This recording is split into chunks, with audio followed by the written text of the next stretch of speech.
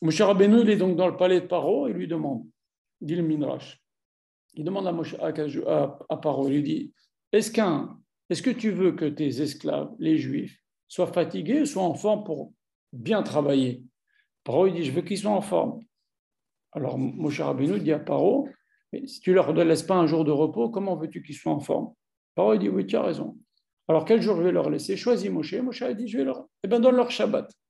Et donc, grâce à Moshe Rabbeinu, déjà, c'est Moshe Rabbeinu, il va mériter bien sûr d'enseigner le Shabbat au Israël, mais grâce à Moshe Rabbeinu, les Juifs pouvaient respecter Shabbat en Égypte, quand il est devenu assez grand pour parler avec Paro.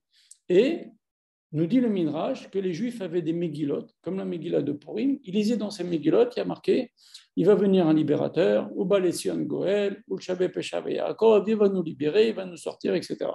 Donc quand Moshe Rabbeinu est venu, ils n'étaient pas surpris.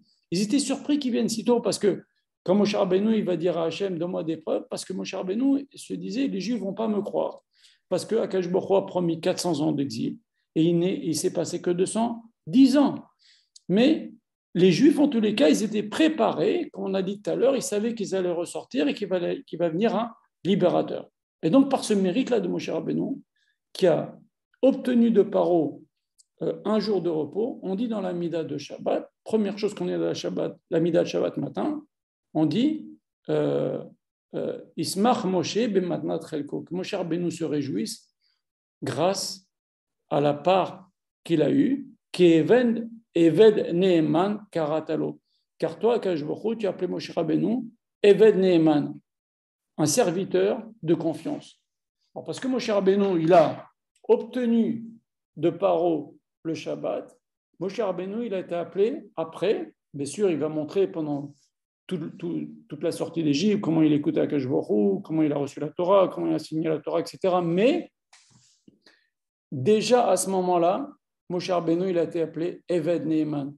Et qu'est-ce qu'il y a de tellement grand d'être un Eved? Alors, le Rav toujours raconte cette histoire. La différence entre un prince et un Eved auprès d'Akadosh Baruch Hu. Il y a une histoire avec Rabbi Yochanan. La Gemara nous raconte l'histoire avec Rabbi Yochanan, dont le fils était malade. Et il priait. Rabbi Yochanan ben Zakkai, c'était le plus grand de la génération. Okay? C'était le maître, c'était le Nassi d'Ebné Israël. Il priait pour son fils et son fils ne guérissait pas. Il a demandé à un de ses élèves, Rabbi Hanina ben Dosa, il lui dit, viens prier pour mon fils. Rabbi Hanina ben Dosa est venu, il a prié, et le fils de Rabbi Yochanan, il a guéri tout de suite. Alors la femme de Rabbi Yochanan, il lui dit, mais alors il est plus grand que toi, ça doit être lui le Nassi. Rabbi Yochanan dit, non, moi je suis Nassi devant Akadosh Baruch Hu. Et lui, c'est un Eved. Et c'est quoi la différence?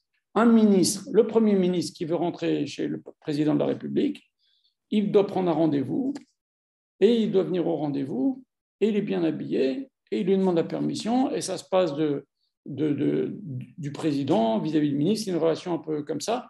Mais lui, c'est un Eved. C'est comme le type qui rentre dans la chambre du président de la République à 2 heures du matin pour lui préparer, je ne sais pas, pour lui faire son lit, je ne sais pas. Il rentre dans la chambre du roi comme il veut, il fait ce qu'il veut. Il parle avec le roi, il voit le roi en pyjama, il n'y a pas de problème, c'est le Eved. C'est ça la différence entre Sar et Eved. Moshe Rabbeinu, qui est Eved Neeman Karatalo, il est venu au stade de Eved, c'est-à-dire il pouvait parler à Akash Baruch Hu n'importe quand. Et où on voit ça? On voit que Moshe Rabbeinu, il rentrait dans le Mishkan, dans le Kodesh HaKodashim, tous les jours, si vous voulez parler avec Akash Baruch Hu, il rentrait dans le Kodesh HaKodashim. Aaron, il fallait qu'il fasse des korbanot, c'était le Kohen Gadol, c'était son frère, c'était Aaron. C'était la différence, c'était Eved. Et ça, grâce à quoi? Grâce au fait que Moshe Rabbeinu, il a réussi à obtenir de Paro que les Juifs, déjà, ils ont un jour de repos, le jour de Shabbat.